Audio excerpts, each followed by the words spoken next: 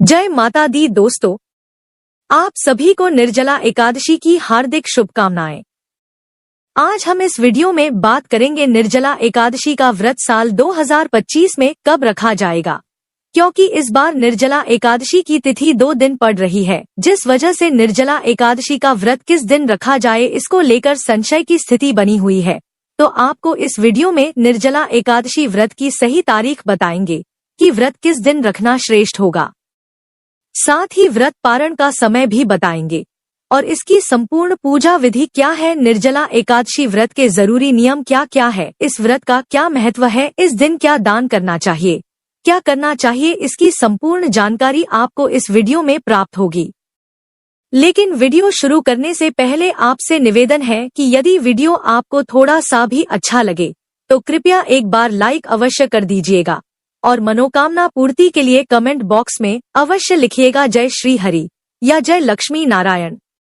तो चलिए बात करते हैं निर्जला एकादशी की। दोस्तों, निर्जला एकादशी का व्रत सभी एकादशियों में सबसे श्रेष्ठ माना जाता है। ऐसा इसलिए क्योंकि इस व्रत को करने से व्यक्ति को सभी एकादशियों से प्राप्त होने वाले फल के समान व्रत फल मिलता है। साथ ही जन्म जन्मांतर में किए गए समस्त पाप नष्ट हो जाते हैं और मोक्ष की प्राप्ति होती है। दोस्तों, ज्येष्ठ माह के शुक्ल पक्ष में आने वाली एकादशी निर्जला एकादशी के नाम से पूजी जाती है। इस व्रत को भीम ने शुरू किया था अपने गुरु व्यास जी के कहने पर, इसीलिए इसे भीमसेनी व पांडव एकादशी के नाम से भी जाना जाता है। दोस्तों, जितनी भी एकादशी व्रत है भगवान विष्णु जी के श्री चरणों में समर्पित है। जो व्यक्ति निर्जला एकादशी का कठोर व्रत धारण करता है उसे भगवान विष्णु जी की विशेष कृपा निश्चित रूप से मिलती है। साथ ही उस व्यक्ति को सभी तीर्थ में स्नान करने का फल भी मिलता है और मोक्ष की भी प्राप्ति होती है। आपको बता दें कि निर्जला का मतलब है बिना जल व आहार के दिन भर का उपवास। निर्जला एकादशी बाकी एकादशी से सबसे कठिन मानी गई है क्योंकि इसमें एकादशी को सूर्योदय से लेकर अगले दिन द्वादशी तिथि को सूर्योदय तक बिना जल और भोजन के रहना होता है। दोस्तों, निर्जला एकादशी का व्रत करने से साल भर की 24 एकादशियों का फल मिलता है। जो लोग साल भर की एकादशी का व्रत ना कर सके तो वह निर्जला एकादशी का व्रत जरूर करें। दोस्तों, निर्जला एकादशी का व्रत स्त्री और पुरुष दोनों कर सकते हैं। निर्जला एकादशी का व्रत कब करना है, पारण कब किया जाएगा, यह जानने से पहले इस व्रत की पूजा विधि व नियम जानना जरूरी है। दोस्तों, एकादशी व्रत के नियम दशमी से ही शुरू हो जाते हैं। आपको दशमी के दिन सूर्यास्त के बाद भोजन ग्रहण नहीं करना चाहिए। इस दिन सात्विक आहार ही ले और दशमी से लेकर व्रत पारण तक व्रती को ब्रह्मचर्य का पालन करना चाहिए और दशमी को हो सके तो जमीन पर सोना चाहिए। ध्यान रखें, व्रती को एकादशी के दिन देर तक सोना नहीं है। आप हो सके तो ब्रह्म मुहूर्त में ही उठ जाए और न ही एकादशी की रात में सोना चाहिए, बल्कि इस दिन रात्रि जागरण का विधान है। इसके अलावा एकादशी के दिन पान खाना भी वर्जित होता है और इस दिन भूलकर भी चावल का सेवन ना करें। चावल का सेवन करने वाला व्यक्ति पाप का भागीदार बनता है। इसके अलावा इस दिन किसी की निंदा ना करें, किसी का अपमान ना करें, क्रोध भी ना करें। साथ ही इस दिन घर का कोई भी सदस्य मांस मदिरा का सेवन ना करें, हो सके तो प्याज लहसुन का सेवन ना करें। सात्विक आहार ग्रहण करें अगर आपने व्रत नहीं रखा है और इस दिन ज्यादा से ज्यादा विष्णु जी के मंत्रों का जाप करें। साथ ही प्याऊ की व्यवस्था भी करवाएं और इसके अलावा विष्णु सहस्त्रनाम का पाठ करने से विशेष फल की प्राप्ति होती है। इस दिन दान का बहुत महत्व है, इसलिए इस दिन दान जरूर करें। इस एकादशी पर विशेष रूप से जल दान का बड़ा महत्व बताया गया है। इस दिन घड़ा दान करना चाहिए। मिट्टी का कलश यानी घड़ा दान करने का बहुत फल बताया गया है। इसके अतिरिक्त आप इस दिन अन्न, वस्त्र, गोदान, फल, पंखा, छाता, मिठाई और धन का दान भी कर सकते हैं। दोस्तों, निर्जला एकादशी का व्रत बिना जल पिए करना होता है, इसलिए इस दिन जल कब और कितना पीना होता है इसकी जानकारी दे उससे पहले इसकी पूजा विधि जरूर समझ ले। व्रती को निर्जला एकादशी के दिन सुबह जल्दी उठकर स्नान आदि करके हो सके तो पीले रंग के वस्त्र धारण करने चाहिए। इसके बाद सूर्य देव को जल अर्पित करें। फिर पूजा स्थल को साफ सुथरा कर गंगाजल छिड़क कर पवित्र कर ले। सभी पूजा सामग्री एकत्रित कर ले। बात करें पूजन सामग्री की तो इसमें आपको एक लकड़ी की चौकी या पटा चाहिए, साथ ही भगवान विष्णु जी की मूर्ति या फोटो, जल का लोटा, पीले फूल, माला, चंदन, रोली, मौली, अक्षत, पान, सुपारी, लौंग, इलायची, धूप, दीप, इत्र, जनेऊ, नैवेद्य में फल और मिठाई आदि ले ले और पंचामृत भी बनाएं, साथ में कुछ दक्षिणा भी शामिल जरूर करें। आप सारी सामग्री एकत्र कीजिए और आसन लगाकर पूर्व या उत्तर की ओर मुख करके बैठ जाइए। अब लकड़ी की चौकी या पटा रख ले, उसमें पीला कपड़ा बिछाकर भगवान विष्णु जी की मूर्ति या फोटो को स्थान दे। अब सबसे पहले व्रत, पूजा और दान का संकल्प ले। इसके लिए अपने सीधे हाथ में थोड़ा सा जल, पुष्प, अक्षत और एक सिक्का ले और भगवान विष्णु का ध्यान करके अपना नाम, अपना गोत्र, जिस स्थान पर बैठकर आप संकल्प कर रहे हैं वहां का मकान नंबर, क्षेत्र का नाम, शहर का नाम लेकर भगवान से व्रत और पूजन निर्विघ्न पूर्ण हो इसके लिए प्रार्थना करें। घर परिवार की खुशहाली की कामना करें। अगर कोई विशेष मनोकामना है तो उसे भी बोलिएगा। अब संकल्प की सामग्री भगवान के चरणों में अर्पित कर दीजिए। इस प्रकार से आपको संकल्प करना है। संकल्प करने के बाद अब पूजन आरंभ करेंगे। सबसे पहले भगवान विष्णु जी को जल अर्पित करेंगे। इसके बाद पंचामृत से भगवान को स्नान कराएंगे। आप पंचामृत में कच्चा दूध, दही, घी, शहद, शक्कर शामिल करें। यदि आपके पास भगवान की धातु की मूर्ति है तो आप पंचामृत से सीधे स्नान कराएं। यदि तस्वीर है तो एक फूल ले, उसमें पंचामृत लगाकर भगवान को अर्पित कर दे।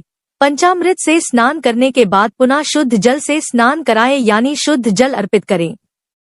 अब भगवान को वस्त्र के रूप में मौली का टुकड़ा अर्पित कीजिएगा। अब भगवान को यज्ञोपवीत यानी जनेऊ अर्पित करेंगे। जनेऊ पर पहले रोली लगाकर तिलक कर दीजिएगा। इसके बाद शुद्ध घी का दीपक जलाए, धूप जलाए। अब पुष्प व रुई में थोड़ा इत्र लगाकर भगवान को अर्पित करें। इसके बाद रोली या चंदन का तिलक लगाए, अक्षत अर्पित करें और भगवान को पुष्प माला चढ़ाए। अब भगवान को हाथ से दीप दिखाए बिना दीपक को उठाए हुए या पुष्प में धूप दिखाकर भगवान को अर्पित कर दे। अब भगवान को भोग लगाए। इसमें आप फल, मिठाई, मिश्री, बताशा और भगवान जी को पंचामृत का भोग जरूर लगाए, साथ में तुलसी का पत्ता जरूर रखें। भोग लगाने के बाद जल का आचमन करें। इसके बाद भगवान को तांबूल यानी कि पान के पत्ते पर 2 लौंग, 1 इलायची, 1 सुपारी रखकर अर्पित करें। इसके बाद अपनी इच्छानुसार भगवान को कुछ ना कुछ दक्षिणा भी अर्पित करें। साथ में आप जो कुछ इस दिन दान करने वाले हैं वह सामग्री भी पूजन स्थल पर जरूर रखें, उसका भी पूजन करें। जैसे आप जल कलश यानी घड़ा दान करने वाले हैं तो उसे पूजन स्थल पर जरूर रखें। इसके बाद हाथ जोड़कर भगवान से प्रार्थना कीजिए, हे भगवान, हमारे व्रत और पूजन को स्वीकार करें। पूजा में कोई चूक हो तो क्षमा करें। अपने मन की इच्छा को भी बोले। इसके बाद निर्जला एकादशी की कथा पढ़े या सुने। अब आप भगवान की आरती करके विधिवत पूजा को संपन्न करें। इसके बाद शाम को भी भगवान की पूजा आरती भोग जरूर करें। फिर रात्रि में जागरण करके श्री हरि के नाम का भजन करना चाहिए। फिर व्रत के अगले दिन यानी द्वादशी के दिन प्रातः काल जल्दी उठकर पुनः स्नान आदि करके भगवान विष्णु की विधिवत पूजा करें। इसके बाद किसी जरूरतमंद को या ब्राह्मण को भोजन कराकर दान दक्षिणा देने के बाद ही शुभ मुहूर्त में व्रत का पारण करना चाहिए। पारण के लिए आप श्री हरि का ध्यान करते हुए प्रसाद या तुलसी पत्र खाकर व्रत का पारण करें और फिर सात्विक भोजन ग्रहण करें। आपको बताएं कि व्रत कब करना है, व्रत पारण का शुभ मुहूर्त क्या रहेगा। उससे पहले बात कर लेते हैं कि निर्जला एकादशी में जल कब पीना चाहिए, कितना पीना चाहिए। तो दोस्तों, वैसे तो निर्जला एकादशी का व्रत बिना अन्न और जल के रखा जाता है। इस व्रत में पानी का सेवन वर्जित है, लेकिन इस व्रत में भीषण गर्मी का समय होता है। यदि बहुत जरूरी हो, पानी पीना आपसे सहन नहीं हो रहा है और पानी पीने की आवश्यकता हो तो आपको कब और कितना पानी पीना है इसका भी शास्त्रों में वर्णन है। तो आपको बता दें कि निर्जला एकादशी के व्रत में स्नान और आचमन के सिवा जल वर्जित है। केवल 2 चीजों में आप जल प्रयोग कर सकते हैं, एक तो नहाने के समय, दूसरा आचमन में। तो यदि आपका गला सूख रहा हो और पानी पीने की बहुत जरूरत हो तब आप शाम की दिया बाती करने के बाद आचमन के तौर पर जल ग्रहण कर सकते हैं। बस ध्यान रहे जल आपको सिर्फ आचमन के तौर पर ही लेना है, यह नहीं कि गिलास भर के पानी पी लिया। जितना पानी हम पूजा के समय आचमन में लेते हैं उतना ही जल ग्रहण करने की इजाजत इस एकादशी में दी गई है। और अगर आप निर्जला व्रत करने में असमर्थ है तो आप निर्जला व्रत का संकल्प ना ले। आप चाहे तो फलाहार करके भी व्रत रख सकते हैं, लेकिन इस व्रत की इतनी महिमा है, आप इस एकादशी का व्रत धारण जरूर करें। चलिए अब जानते हैं कि साल 2025 में निर्जला एकादशी का व्रत कब रखा जाएगा और व्रत का पारण कब किया जाएगा। पारण करने का सही समय क्या है? तो आपको बता दें कि साल 2025 में निर्जला एकादशी का व्रत 2 दिन रखा जाएगा, क्योंकि इस बार एकादशी तिथि 2 दिन पड़ रही है। हम आपको बताएंगे कि किस दिन किस व्यक्ति को व्रत रखना चाहिए, कब व्रत रखना श्रेष्ठ होगा। तो आपको बता दें कि ज्येष्ठ माह के शुक्ल पक्ष की एकादशी तिथि की शुरुआत 6 जून 2025 की प्रातःकाल 2:15 पर हो रही है और एकादशी तिथि की समाप्ति 7 जून 2025 की प्रातःकाल 4:47 पर होगी। तो इस हिसाब से एकादशी का व्रत 2 दिन रखा जाएगा।